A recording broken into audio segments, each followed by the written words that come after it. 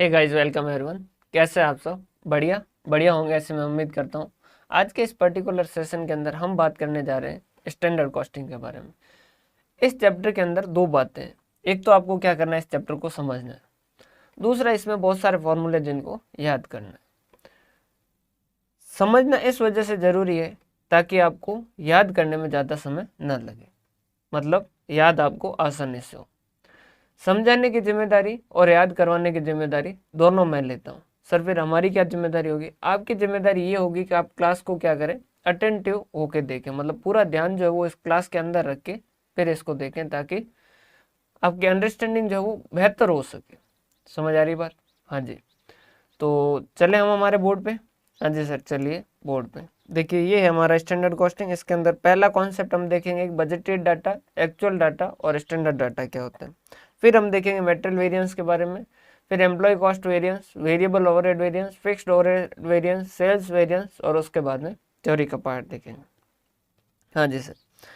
तो शुरुआत करते हैं हम हमारे पहले कॉन्सेप्ट से, बजटेड डाटा, एक्चुअल डाटा और स्टैंडर्ड डाटा। हम नीचे चले जाते हैं, वहाँ पर आराम से इसको समझेंगे। ये लीजिए, ये आ गया। ठीक है सर। देखिए, साल का शुरुआत हुआ और पहले दिन 1 अप्रैल को हम आए, पूजा पाठ वगैरह की और उसके बाद में बैठ के बजट बनाए कि हम इस साल क्या क्या करेंगे। हमने बजट बनाया कि इस साल हम क्या करेंगे, यूनिट्स प्रोड्यूस करेंगे। कितना? 10,000। कितना यूनिट्स प्रोड्यूस करेंगे? 10,000 यूनिट्स जो प्रोड्यूस करें। ठीक है सर, कोई खास दिक्कत वाली बात नहीं, 10,000 यूनिट प्रोड्यूस कर लेंगे। फिर हमने कहा कि देखो, 10,000 यूनिट के लिए रॉ मटेरियल कितने का लगेगा। फिर हमने कहा यार, एक यूनिट के लिए ना 2 kg लगते हैं। एक यूनिट के लिए 2 kg लगते हैं। ठीक है सर, एक यूनिट के लिए 2 kg लगते हैं, मतलब 10,000 यूनिट के लिए कितना हो गया? 20,000 kg लगेंगे। ये हमने रॉ मटेरियल के रिक्वायरमेंट, हमने बजट बनाया। कितना? 2 kg के हिसाब से 20,000 kg। फिर हमने पता किया कि मार्केट के अंदर इसकी रेट क्या चल रही है। जब हमने वो पता किया तो पता चला कि रेट जो चल रही है वो 10 रुपये चल रही है। तो हमने कहा कि रॉ मटेरियल की साल भर की कॉस्ट जो लगेगी ना, वो 20,000 के 10 के हिसाब से 2 लाख रुपए लगेगी। ठीक है सर, बहुत आसान सी बात है, कोई प्रॉब्लम वाली बात नहीं। ये हमने बजट बनाया, बजट बना लिए। अब आपने क्या किया, साल भर काम किया, बहुत बढ़िया काम किया, अच्छे से काम किया, सब कुछ काम हुआ। ईयर एंड आया 31 मार्च,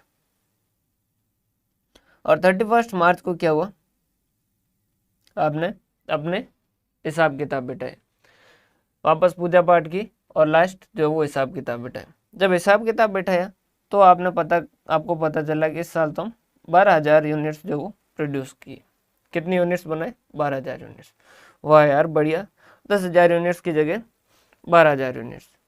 रॉ मटेरियल जो है वो 20,000 kg की जगह 25,000 kg। कितना?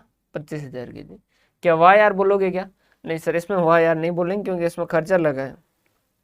जहाँ 20,000 kg लगने चाहिए थे वहाँ 25,000 लगे। फिर 2 लाख की जगह एक्चुअल आपने पता किया कि रॉ मेटेरियल टोटल जो वो 2,70,000 लगा। अब देखिएगा, एक बात आपको अटपटी लगी होगी।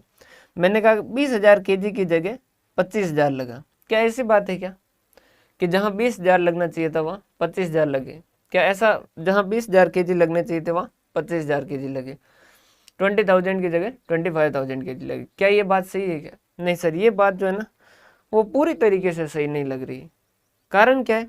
क्योंकि सर देखिए, आप शायद ध्यान नहीं देख रहे हैं कि 10,000 kg बनानी थी, इन्होंने यूनिट्स भी तो 12,000 kg बनाई है। यूनिट्स भी तो 12,000 kg बनाई। हाँ यार, बात तो आप सही कह रहे हैं, 12,000 यूनिट्स बने। तो उन्होंने कहा देखो, 12,000 यूनिट्स अगर बात करें ना, तो 12,000 यूनिट्स के लिए क्या होना चाहिए था, एक यूनिट्स के लिए 2 kg लगते हैं, तो 12,000 यूनिट्स के लिए कितना लगना चाहिए था? 12 दूना 24,000 रुपये, सॉरी 24,000 kg। कितने लगने चाहिए थे? 24,000 kg। और रेट जो थी वो 10 रुपये, तो उसके हिसाब से कितना लगना चाहिए था? 2,40,000 रुपये का खर्चा आना चाहिए था। समझ पा रहे हैं बात? हाँ जी। बजट और एक्चुअल का अब समझिएगा, बजट और एक्चुअल का कंपैरिजन क्यों नहीं कर पा रहे हो, क्योंकि बजट के अंदर क्वांटिटी अलग है, एक्चुअल के अंदर क्वांटिटी अलग है। समझ आ रही बात? बजट 10,000 यूनिट्स के लिए, एक्चुअल जो वो 12,000 यूनिट्स के लिए। तो अभी जैसे आपने क्या किया, ये डाटा देख के सीधा उसको बुलाया और उसको जो कंज्यूम कर रहा था उस डिपार्टमेंट के हेड को बुलाया और उसको सीधी आपने खरी खोटी सुना दी कि यार ये क्या कर दिया यार तुमने, तो 20,000 की जगह 25,000 जो है वो केजी यूज कर लिया और ऐसा ऐसा ऐसा ऐसा आपने काफ़ी कुछ सुना दिया। तो वो क्या कहेगा कि भाई साहब आपका क्या दिमाग जो है वो हिल चुका है, स्क्रू गया हुआ है या क्या? हमने कहा क्यों? उन्होंने कहा देखो, आप पहले जो बजट बना रहे थे ना, तब 10,000 यूनिट बनाने की बात कर रहे थे। आपने यूनिटें कितनी बनाई है? 12,000। जब यूनिटें ज़्यादा बनाएंगे तो रॉ मटेरियल ज़्यादा नहीं लगेगा क्या? हमने कहा हाँ यार बात तो सही है। तो अब हम क्या करेंगे, हम कहेंगे अच्छा 12,000 यूनिट के लिए कितना रॉ मटेरियल लगना चाहिए था? हमने कहा कि एक यूनिट के लिए 2 kg लगता है, तो 12,000 के लिए कितना लगना चाहिए? 2 के हिसाब से 24,000 kg लगना चाहिए। अब हम इसको कह सकते हैं क्या 24,000 लगना चाहिए था और 25,000 लगे? हाँ, अब हम कह सकते हैं 24,000 की जगह तुमने 25,000 लगे। ठीक है सर। उसके बाद में 10 के हिसाब से हमने उसको कहा कि 2,40,000 जो है उसका खर्चा आना चाहिए था, तूने खर्चा कितना कर दिया? 2,70,000। ये 30,000 तूने ज़्यादा खर्च किया, 2,40,000 में खरीद लेना चाहिए था, तूने कितने में खरीदा? 2,70,000। तो ये जो है ये 3 क्या हो गए? ये तो हो गया बजटरी डाटा, ये तो क्या हो गया? Budgetary data. ये क्या हो गया? Actual data. और इसे क्या कहते हैं? Standard data. इसे क्या कहते हैं? Standard data. क्लियर है? तो अगर मैं स्टैंडर्ड की डेफिनेशन दूंगा ना, तो मैं इसकी डेफिनेशन कैसे दूंगा समझिएगा। रिवाइज बजट एज पर actual production. Revise budget as पर एक्चुअल, सॉरी प्रोडक्शन नहीं, actual data. Revise budget as पर एक्चुअल डाटा। एक्चुअल प्रोडक्शन भी यूज कर सकते हैं, लेकिन ज़्यादा एक्चुअल डाटा वर्ड यूज सही रहेगा।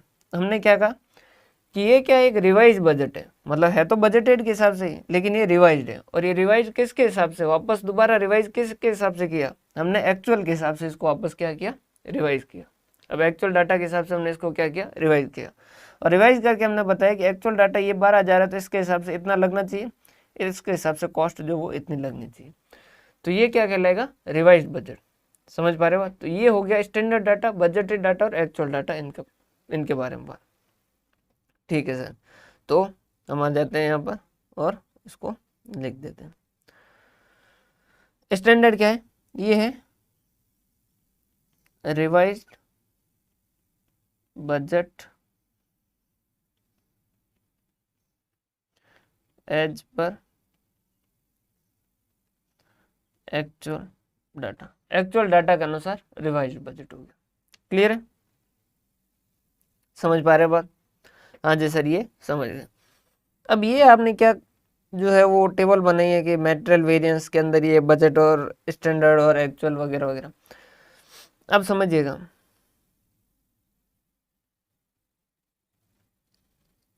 अभी मटेरियल वाले ने क्या कहा कि मेरा कंपैरिजन जो वो स्टैंडर्ड और एक्चुअल का करो। लेबर वाला आया एम्प्लॉय कॉस्ट का, उसने कहा कि मेरा जो है वो स्टैंडर्ड और एक्चुअल का करो, बजट का कंपैरिजन मत करो, क्योंकि बजट से एक्चुअल यूनिट ज़्यादा लगी है तो लेबर भी ज़्यादा लगेगा। वेरिएबल ओवरहेड आया, उसने कहा कि स्टैंडर्ड और एक्चुअल का करो, क्योंकि वेरिएबल ओवरहेड जो यूनिट के हिसाब से लगता है, अगर यूनिट ज़्यादा बनाई है ना तो कॉस्ट भी ज़्यादा लगेगी। तो ये इसने कहा कि स्टैंडर्ड और एक्चुअल का बजट करो, कंपैरिजन करो। ये आया फिक्स ओवरहेड। ये कौन है? एम्प्लॉय है। ये कौन है? Variable overhead. ये आया फिक्स्ड ओवरहेड। और इसने कहा स्टैंडर्ड और एक्चुअल का कंपैरिजन करो। हमने कहा है भाई स्टैंडर्ड और एक्चुअल का है तेरा?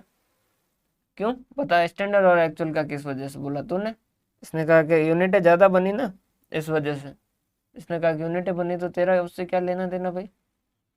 नहीं नहीं, तू बता, तू किसके हिसाब से लगता है? यूनिट के हिसाब से लगता है? इसने कहा नहीं, मैं तो टाइम के हिसाब से लगता हूँ। तो तुझे क्या ज़रूरत है स्टैंडर्ड डाटा की? मैंने कहा हाँ यार बात तो सही है, मेरे लिए तो स्टैंडर्ड की कोई ज़रूरत ही नहीं है, एक्चुअल प्रोडक्शन तुम ज़्यादा करोगे, मेरा तो खर्चा उतना ही लगना चाहिए, तभी तो मेरा नाम फिक्स ओवरहेड है, तभी तो मुझे पीरियड कॉस्ट कहते हैं। तो क्या इसका कंपैरिजन किसके साथ होगा? सर इसका कंपैरिजन स्टैंडर्ड के साथ होगा क्या? नहीं, इसका तो सीधा बजट के साथ होगा। इसको कहा कि तेरा बजट के अंदर 5 लाख का था, अगर 5,30,000 हुए तो 30,000 के लिए तू जिम्मेदार है, ये 30,000 ज़्यादा तेरी वजह से लगे। इसने कहा कि यूनिट 10,000 से 12,000 हुई, उसने कहा यूनिट है ज़्यादा, यूनिट प्रोड्यूस ज़्यादा हुई तो क्या किराया बढ़ गया? क्या किराया तो वही रहा ना, तो तू स्टैंडर्ड जो है उस डाटा के बारे में बात ही क्यों कर रहा है? हमने कहा हाँ यार ठीक है। तो इसका कंपैरिजन कैसा होगा? बजट और एक्चुअल का होगा। और सेल्स जो है इसके अंदर देखिए, हमने उसको कहा था कि 10,000 यूनिट्स जो है वो सेल करना, ठीक है। अब एक्चुअल उसने 12,000 यूनिट सेल की। अब 12,000 के हिसाब से क्या करोगे? यहाँ वापस कुछ स्टैंडर्ड होगा क्या? नहीं, ये तो सीधा इसका बजट और इसी का तो कंपैरिजन है कि भाई तेरे को 10,000 यूनिट सेल करने को कहा, इसने कहा 12,000 सेल कर दी, तो सेल्स के अंदर भी क्या होगा? बजट और एक्चुअल का कंपैरिजन होगा। समझ पा रहे हो बात? यहाँ स्टैंडर्ड कुछ होता ही नहीं है, यहाँ स्टैंडर्ड कुछ होता ही नहीं है, यहाँ बजट जो है वो स्टैंडर्ड है। तो कंपैरिजन कैसा होगा? बजट और एक्चुअल का, कि भाई तुझे 10,000 यूनिट सेल करने का था, इसने कहा मैंने 12,000 यूनिट सेल कर दी। ठीक है सर, ये बात हमें समझ आई। तो ये जो आपका पहला जो टेबल था ना, वो यही दे रखा है, ये जो है ये आपको ताकि बेसिक अंडरस्टैंडिंग रहे कि क्या क्या कैसा कैसा होगा।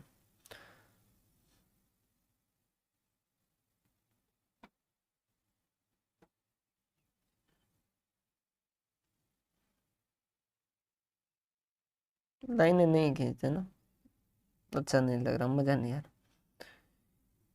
ये लीजिए, एम्प्लॉय में स्टैंडर्ड और एक्चुअल का, वेरिएबल ओवरहेड में स्टैंडर्ड और एक्चुअल का, फिक्स्ड ओवरहेड के अंदर बजट और एक्चुअल का, सेल्स में बजट और एक्चुअल का। क्या यहाँ तक आप मेरी बात समझ पा रहे हैं क्या? हाँ जी सर, यहाँ तक आपकी बात पूरी तरीके से समझ पा रहे हैं, कोई भी चिंता नहीं है, कोई भी अभी तक कोई भी डाउट नहीं है। अब हम बात करते हैं मटेरियल वेरिएंस के बारे में। अब हम बात किसके बारे में करते हैं? मटेरियल वेरिएंस के बारे में। देखिए, ये जो है ये इलिस्ट्रेशन तो अपन बाद में देखेंगे, उससे पहले अपन एक छोटे इलिस्ट्रेशन से शुरुआत करते हैं। अभी वाला जो इलिस्ट्रेशन था ना, उसे इलिस्ट्रेशन पे आते हैं। इस पेज को अपन क्या कर लेते हैं, यहाँ से काट के इसको ऊपर लेके चले जाते हैं, ताकि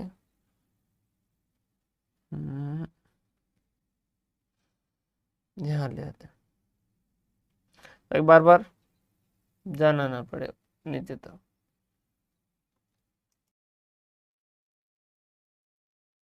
हाँ जी, अब देखिएगा यहाँ पर थोड़ा ध्यान से समझिएगा।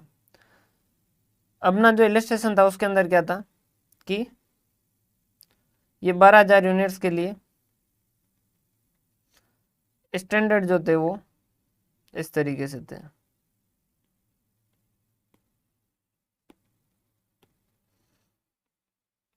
ये अपना स्टैंडर्ड और ये अपना एक्चुअल, यूनिट्स 12,000।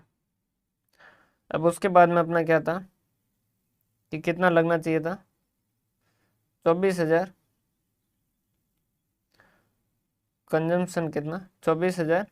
और एक्चुअल कितना हुआ है? 25,000। और कॉस्ट कितनी लगी है? 2,40,000। और यहाँ कितना लगा? 2,70,000। प्राइस कितनी हो गई? प्राइस हो गई यहाँ तो 10 रुपये, और यहाँ कितना है? 2,70,000 डिवाइडेड बाय 25,000, 10.8 रुपये। ठीक है सर, अब समझिएगा, इसके अंदर अलग अलग डिपार्टमेंट है सर, हर कंपनी में होते हैं, कोई बड़ी बात नहीं है। अब देखिए, ओवरऑल अगर हम बात करें ना, ओवरऑल कि भाई स्टैंडर्ड के अंदर और एक्चुअल के अंदर पूरा फर्क कितना है, मतलब मटेरियल के रेस्पेक्ट के अंदर पूरा फर्क कितना है, तो हम क्या कहेंगे? जहाँ 2,40,000 लगने चाहिए थे, वहाँ कितने लगे? 2,70,000। जहाँ 2,40,000 लगने चाहिए थे, वहाँ कितने लगे? 2,70,000। मतलब आपके क्या हुए? 30,000 रुपये का खर्चा ज़्यादा हुआ। और ज़्यादा हुआ, ये फेवरेबल है या अनफेवरेबल है? सर ये नुकसानदायक है। सर नुकसानदायक क्यों है? क्योंकि आपकी कॉस्ट है, अगर ज़्यादा लगे तो आपके लिए नुकसानदायक है। ठीक है सर, अनफेवरेबल है, जिसका एक और नाम है एडवर्स, जिसे हम क्या कहते हैं? एडवर्स भी कहते हैं। ठीक है सर, ये तो एकदम बेसिक बात है, समझ आ गई, इसमें कोई दिक्कत वाली बात ही नहीं थी, इतना तो हम पहले भी देख ही चुके थे। अब समझिएगा, इसके दो डिपार्टमेंट है, इसके दो डिपार्टमेंट, एक जो है वो कैसा है, जो प्रोडक्शन कर रहा है, और एक स्टोर है। एक तो प्रोडक्शन वाला और एक स्टोर वाला। अब प्रोडक्शन वाले को क्या कहा गया कि भाई देख, एक यूनिट बनाने के लिए ना, एक यूनिट के लिए ना 2 kg लगते हैं, तो इसके हिसाब से तुम क्या करना, कंज्यूम करना, इसके हिसाब से तुम क्या करना, कंज्यूम करना। ठीक है, तो इसको क्या कहा कि तूने 24,000 kg की जगह, तूने 24,000 kg जहाँ यूज करने चाहिए थे 12,000 के लिए, समझ पा रहे बात। इसको क्या कहा था, स्टैंडर्ड डाटा क्या था कि एक यूनिट के लिए, एक यूनिट के लिए तुझे कितना पैसा, कितना यूनिट जो है रॉ मटेरियल कंज्यूम करना था, 2 kg, तो तूने 12,000 यूनिट के लिए तुझे कितना कंज्यूम करना चाहिए था, 24,000। क्लियर है, समझ पा रहे बात। ये कैसे आया कि भाई 12,000 यूनिट है और एक यूनिट के लिए 2 kg के हिसाब से तुझे 24,000 kg है जो कंज्यूम करना चाहिए था। तूने कंज्यूम कितना किया, 25,000। तो तूने क्या किया होगा, वेस्ट किया होगा, ध्यान नहीं रखा होगा, किसी न किसी कारण से ये क्या किया, 1,000 जो kg वो ज़्यादा इनकर किए। इसकी डांट किसे पड़ेगी, प्रोडक्शन डिपार्टमेंट। इसकी डांट किसे पड़ेगी, प्रोडक्शन डिपार्टमेंट। क्या प्राइस जो 10 रुपये था, उस 10 की जगह 10.8 रुपये लगा, तो क्या उसकी डांट भी इस प्रोडक्शन डिपार्टमेंट को पढ़नी चाहिए क्या, नहीं सर, इसकी डांट जो प्रोडक्शन डिपार्टमेंट को नहीं पढ़नी चाहिए। रीजन क्या, प्रोडक्शन डिपार्टमेंट को इसकी डांट क्यों नहीं पढ़नी चाहिए, क्योंकि प्रोडक्शन डिपार्टमेंट खरीदता नहीं है। प्रोडक्शन डिपार्टमेंट जब जरूरत होती है वो स्टोर वाले को कहता है कि भाई साहब इतना भेजिए, और स्टोर वाला खरीद के भेजता है।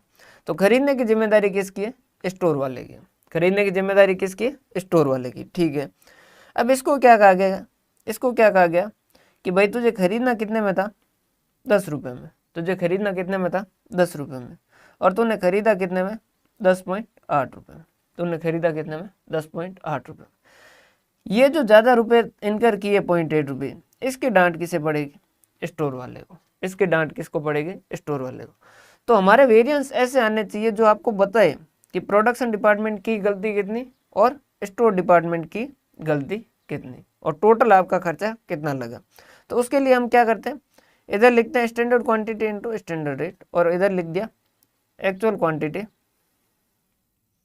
Into actual rate. सर ये क्या हो गया, स्टैंडर्ड क्वांटिटी कितना हो गया, 24,000 kg लगने चाहिए थे 10 के हिसाब से, 2,40,000 रुपये का खर्चा लगना चाहिए था, जबकि एक्चुअल कितना लगा, एक्चुअल 25,000 kg लगे, और वो भी 10.8 के हिसाब से। तो टोटल खर्चा कितना बैठ गया, 2,70,000। तो क्या हुआ, उस वजह से टोटल आपकी कॉस्ट कितनी ज़्यादा लगी, 30,000 ज़्यादा लगी। तो इसे क्या कहते हैं अपन, एडवर्स। अगर नेगेटिव आ रहा है, देखिए इधर से 240 में से 270 है जो लेस करेंगे, तो अगर माइनस में आ रहा है तो एडवर्स, मतलब कॉस्ट ज़्यादा लगी, नुकसानदायक है। ठीक है सर।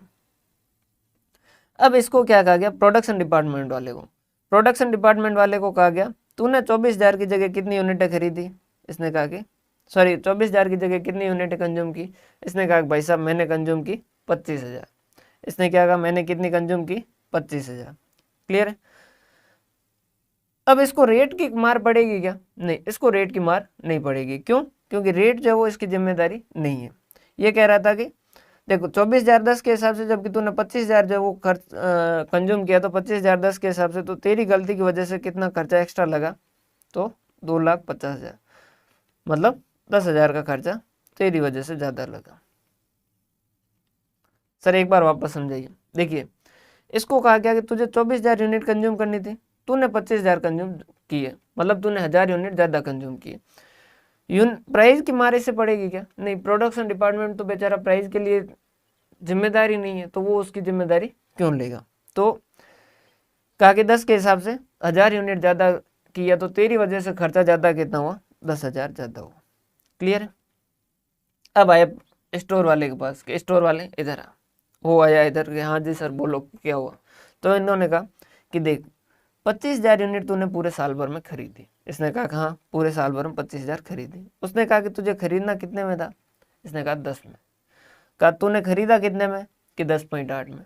तो तूने कितना ज़्यादा खर्चा किया, ये कह रहा है कि 20,000 रुपये का खर्चा मेरा ज़्यादा हुआ। 20,000 रुपये का खर्चा मेरा ज़्यादा हुआ। क्लियर है? तो ये है, ये किसकी वजह से है सर? ये प्राइस की वजह से है। ये किसकी वजह से है? प्राइस की वजह से। और ये किसकी वजह से है? वॉल्यूम की वजह से। वॉल्यूम मतलब यूसेज ज़्यादा हुआ, यूज ज़्यादा हुआ। समझ पा रहे हैं बात? ठीक है सर, कोई दिक्कत वाली बात नहीं है। इसका प्राइस वाला जो जो उसको परचेज करने के लिए जिम्मेदार है, उसको अपन क्या कहेंगे? उसकी जिम्मेदारी देंगे। उसको कहेंगे कि भाई ये तेरी गलती की वजह से। और ये जो यूसेज वाला है, ये जो प्रोडक्शन वाला है, उसको अपन उसकी जिम्मेदारी देंगे कि भाई ये तुम्हारी वजह से हुआ। ठीक है सर, कोई दिक्कत नहीं, यहाँ तक की बात समझ आई। तो सर क्या यही होता है क्या? बस यही जो है आपका क्या है? मटेरियल वेरिएंस है। यही जो है वो आपका क्या है? Material variance. Sorry, actual quantity into standard rate. Actual quantity into standard rate. ठीक है सर, और कुछ भी नहीं आएगा क्या इसके अंदर? देखिए, अब सिचुएशन ऐसी हो सकती है कि कई बार क्या होता है, कुछ प्रोडक्ट ऐसे होते हैं, कुछ प्रोडक्ट ऐसे होते हैं जिनके अंदर रॉ मटेरियल एक टाइप का नहीं होता है, एक से ज़्यादा टाइप का होता है। एक से ज़्यादा टाइप का होता है सर। लाइक जैसे गहने जो बनते हैं, ज्वेलरी, उसके अंदर क्या पूरा गोल्ड होता है क्या? नहीं, उसमें गोल्ड होता है और उसके साथ साथ कुछ अदर जो है वो भी रहते हैं, ताकि बाकी धातुएं भी रहती है, जिस वजह से क्या होता है, वो ज्वेलरी जो वो थोड़ी मजबूत होती है। बाकी ओरिजिनल जो सोना होता है वो थोड़ा लिक्विड फॉर्म में ज़्यादा रहता है, तो मतलब वो उसकी वो क्वालिटी नहीं रहती। ऐसे बहुत सारे हैं जिसके अंदर एक से ज़्यादा प्रोडक्ट है जो यूज होते हैं, मतलब एक से ज़्यादा रॉ मटेरियल यूज होते हैं। ठीक है सर, ये यहाँ पर अगर हम बात करें, जैसे एक कोई प्रोडक्ट बनाते हैं, उसमें दो तरीके के प्रोडक्ट है जो यूज होते हैं, तो उस केस के अंदर क्या होगा सर? वही होगा standard quantity into standard rate, actual quantity into actual rate. ये ओवरऑल तो क्या बनेगा, टोटल मिला के तो क्या बनेगा आपका? मटेरियल कॉस्ट वेरिएंस की टोटल मटेरियल का कॉस्ट का वेरिएंस कितना आया। फिर यहाँ पर आ जाएगा actual quantity into standard rate, ये price variance, material price variance. पहला एक मटेरियल ध्यान से समझिएगा, बाकी तो अपने आप से समझ आएंगे। और ये यूसेज की वजह से, तो ये मटेरियल यूसेज वेरिएंस या मटेरियल वॉल्यूम वेरिएंस। ठीक है, अब देखिएगा, अब मान लीजिए कि आपने क्या करना था, 3,000 ए के यूज करने थे और 2,000 बी के यूज करने थे, 5,000 जो वो यूज करने थे। ये तो क्या थे आपके? स्टैंडर्ड थे। ये तो क्या थे? स्टैंडर्ड थे। अब एक्चुअल में क्या हो गया, ये आपने यूज कर लिए 3,500 और ये आपने कर लिए मान लो 2,000 की जगह 1,800। ये आपने कर लिया यूज 1,800। समझ पा रहे बात? तो इनका रेशियो क्या होना चाहिए था? 3 और 2 का रेशियो होना चाहिए था। मतलब अगर 3 ये लग रहे हैं ए, तो 2 क्या लगना चाहिए? बी लगना चाहिए। समझ पा रहे बात? ये इनका क्या स्टैंडर्ड रेशियो। अब यहाँ पर इनका क्या हो गया? अनुपात चेंज हो गया। समझिएगा भाई, जो आपके ज्वेलरी बननी चाहिए थे उसमें 90% गोल्ड होना चाहिए और दूसरे 10% मान लीजिए सिल्वर होना चाहिए था, चांदी होनी चाहिए थी, ताकि वो सही से गहना बने। अब मान लीजिए अगर आपने गोल्ड जो है वो 93% कर दिया और सिल्वर जो वो 7% रखा, तो क्या उस वजह से भी कॉस्ट ज़्यादा लगेगी क्या? हाँ जी सर, जाहिर सी बात है कॉस्ट ज़्यादा लगेगी। रीज़न ये है कि गोल्ड जो है वो महंगा है। समझ पा रहे बात? तो क्या आप ये पता नहीं करना चाहोगे कि इस मिक्स में चेंज की वजह से कितना खर्चा जो है बढ़ा? हाँ जी सर, वो भी हम चेंज पता करना चाहेंगे। तो वो कैसे पता करें? तो देखो, आप पता करो एक्चुअल टोटल कितना लगा, 3,500 प्लस 1,800। सर टोटल हमारा लगा 5,300। ये कहता है इस 5,300 को आप स्टैंडर्ड रेशियो में बांटो। इस 5,300 को स्टैंडर्ड रेशियो में बांटो। हमने कहा स्टैंडर्ड रेशियो तो 3:2 है, 3:2 है। हाँ, तो इसमें बांट दो। उन्होंने कहा तो ये देखो सर, ये हो गया 5,300 गुणा 3/5। सर ये हो गया ना 5,300 गुणा 2/5, तो ये डिवाइड बाई 5 गुणा 3, ये हो गया 3,180 और ये हो गया 2,120। कितना हो गया? 2,120। तो इसको क्या कर दो सर, यहाँ लिख दो। इसे क्या कहते हैं? रिवाइज देखिए वर्ड जो है वो इसका क्या है, revise standard quantity, revise standard quantity. लेकिन अगर आप इसे रिवाइज एक्चुअल क्वांटिटी लिखोगे तो आप ज़्यादा कंफ्यूज नहीं होंगे कि आपने क्या किया, एक्चुअल क्वांटिटी को आपने क्या किया, स्टैंडर्ड रेशियो में लिखा है। बुक्स में इसे क्या लिखा जाता है, रिवाइज स्टैंडर्ड क्वांटिटी, कई बार इसको रिवाइज एक्चुअल क्वांटिटी भी कहा जाता है। आप जो चाहो वो यूज कीजिए, मैं रिवाइज एक्चुअल क्वांटिटी करता हूँ ताकि मैं कंफ्यूज ना हो कि यहाँ हमने क्या किया, एक्चुअल क्वांटिटी को रिवाइज किया, किसके हिसाब से, स्टैंडर्ड रेशियो के हिसाब से। ठीक है सर, ये है ना, ये यहाँ लिख देते हैं, जैसे ये 3180 और ये 2020, और यहाँ पर क्या लिखा हुआ है, ये तो यार पूरा ही जा रहा है, यहाँ तक का, ये यहाँ तक का देखिए। और यहाँ पर क्या लिखा हुआ, जैसे मान लीजिए स्टैंडर्ड रेट जो थे वो 10 रुपये और 12 रुपये थी, और यहाँ पर जो एक्चुअल जो कितना लगा है, ये लगा है 3500 और ये लगा है 1800 और ये 10 और 12। तो देखिएगा यहाँ पर क्या है, दोनों जगह एक्चुअल क्वांटिटी, हाँ जी सर एक्चुअल क्वांटिटी, बस फर्क क्या है, ये एक्चुअल क्वांटिटी जो है वो किस में है, एक्चुअल रेशियो में, और ये एक्चुअल क्वांटिटी क्या है, स्टैंडर्ड रेशियो में। तो यहाँ पर क्या हुआ, एक्चुअल में सिर्फ और सिर्फ किसकी वजह से फर्क आ रहा है, मिक्स की वजह से, किसकी वजह से, मिक्स की वजह से। तो इसे क्या कहा जाता है, मटेरियल मिक्स वेरिएंस, इसे क्या कहेंगे हम, मटेरियल मिक्स वेरिएंस। समझ पा रहे बात सर, ये जो बचा इसे क्या कहेंगे, इसे कह दो सब यूसेज वेरिएंस, सब यूसेज वेरिएंस। रीजन क्या है, देखिए है तो क्या, स्टैंडर्ड क्वांटिटी और एक्चुअल क्वांटिटी का ही डिफरेंस है तो स्टैंडर्ड क्वांटिटी और एक्चुअल क्वांटिटी का ही डिफरेंस है, लेकिन यहाँ एक्चुअल क्वांटिटी जो है वो कैसी है, यहाँ एक्चुअल क्वांटिटी जो वो स्टैंडर्ड रेशियो के अंदर है। तो यहाँ पर ये इसे क्या कहते हैं अपन, सब यूसेज वेरिएंस जो है वो कहते हैं। क्लियर है यहाँ तक के बाद, हाँ जी सर। अब आप ये वाला क्वेश्चन करेंगे ना तो आप पूरा अच्छे से समझ पाएंगे, ये ऐसा कैसे हो गया है।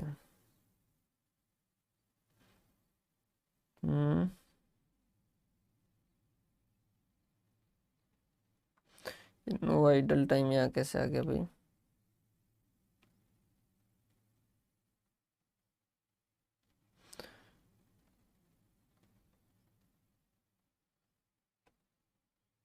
एक सेकेंड है ना, ये नो आइडल टाइम जो है वो यहाँ आ गया है, इसको ना बे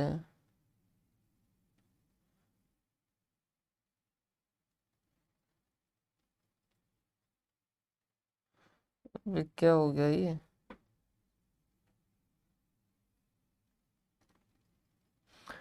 अच्छा अच्छा अच्छा अच्छा, ये ले तेरे को भी यहाँ भेज देते हैं, ठीक है, ये मैं इसको बाद में सेट कर दूंगा। अरे यार गजब, चलो ये इसको बाद में देखेंगे, अभी इसको हटाते हैं, इसको मैं वापस सही करूँगा। आइए मेटेरियल वेरिएंस पे, आइए मेटेरियल वेरिएंस पे। सर अब हम इसे याद कैसे करेंगे, इसको हम याद कैसे करेंगे, तो देखिए सबसे पहले क्या लिख दीजिएगा, standard quantity into standard rate, और इधर क्या लिख दीजिएगा, actual quantity into actual rate. Clear है, हाँ जी सर ये लिख दिया। फिर इसके बाद में क्या कर दीजिएगा, क्वांटिटी में स्टैंडर्ड एक बार ही आएगा, क्वांटिटी में स्टैंडर्ड एक बार ही आएगा, क्वांटिटी में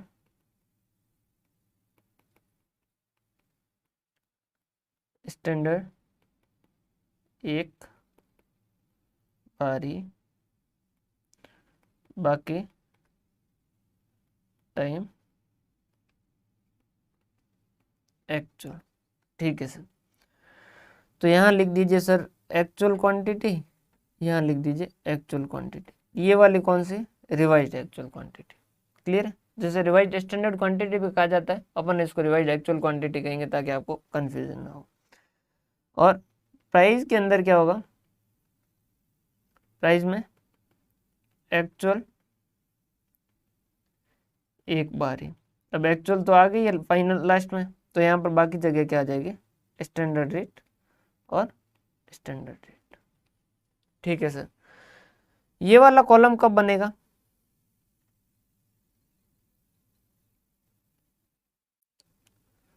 जब more than equal to two type of material. ये कॉलम कब बनेगा? ये तभी बनेगा जब दो या दो से ज़्यादा तरीके के मटेरियल होंगे। अगर दो या दो से ज़्यादा तरीके के मटेरियल नहीं होंगे तो उस केस के अंदर ये वाला कॉलम बनेगा ही नहीं। ठीक है सर। रिवाइज्ड एक्चुअल क्वांटिटी ये क्या है, इसके बारे में भी कुछ लिख दें। हाँ जी सर, इसके बारे में लिख दें। ये क्या है? रिवाइज्ड एक्चुअल क्वांटिटी या रिवाइज्ड स्टैंडर्ड क्वांटिटी बी कहते हैं। एस क्यू मतलब स्टैंडर्ड क्वांटिटी, ए क्यू मतलब एक्चुअल क्वांटिटी, एस आर मतलब स्टैंडर्ड रेट, ए आर मतलब एक्चुअल रेट। ये पूरे चैप्टर के अंदर आपको ध्यान रखना। या रिवाइज स्टैंडर्ड क्वांटिटी, ये एक्चुअल क्वांटिटी को स्टैंडर्ड रेशियो में, ये क्या किया गया है? एक्चुअल क्वांटिटी को स्टैंडर्ड रेशियो में किया गया है। क्या आप मेरी बात समझ पा रहे हैं? हाँ जी सर, हम आपकी बात अच्छे से समझ पा रहे हैं, कोई भी प्रॉब्लम नहीं है। टोटल स्टैंडर्ड क्वांटिटी, टोटल जो है वो स्टैंडर्ड क्वांटिटी स्टैंडर्ड रेट और एक्चुअल क्वांटिटी एक्चुअल रेट, ये जो है ये क्या कहलाएगा? इसको क्या कहते हैं? Material cost variance. हाँ जी सर, हमने समझा था। ठीक है। उसके बाद में एक्चुअल क्वांटिटी स्टैंडर्ड रेट पे और एक्चुअल क्वांटिटी एक्चुअल रेट पे, तो यहाँ पर फर्क किसका है? रेट का है। तो इसे क्या कहेंगे? Material price variance, material price variance. ठीक है। यहाँ पर क्या हो जाएगा? ये जो है स्टैंडर्ड क्वांटिटी स्टैंडर्ड रेट और एक्चुअल क्वांटिटी स्टैंडर्ड रेट, तो ये क्या हो जाएगा? मटेरियल यूसेज मतलब यूज ज़्यादा हुआ है, और इसे वॉल्यूम भी कहा जाता है। वॉल्यूम, वॉल्यूम में ये भी आएगा शायद, वॉल्यूम ऐसा इस पर, एक सेकेंड ना, वॉल्यूम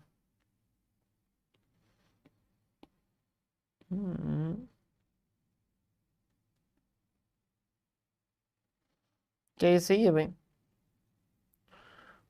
पता नहीं, नहीं हो सही तो मान लीजिएगा कि मैंने जो बताया वो सही है, या आप करेक्ट कर लीजिएगा।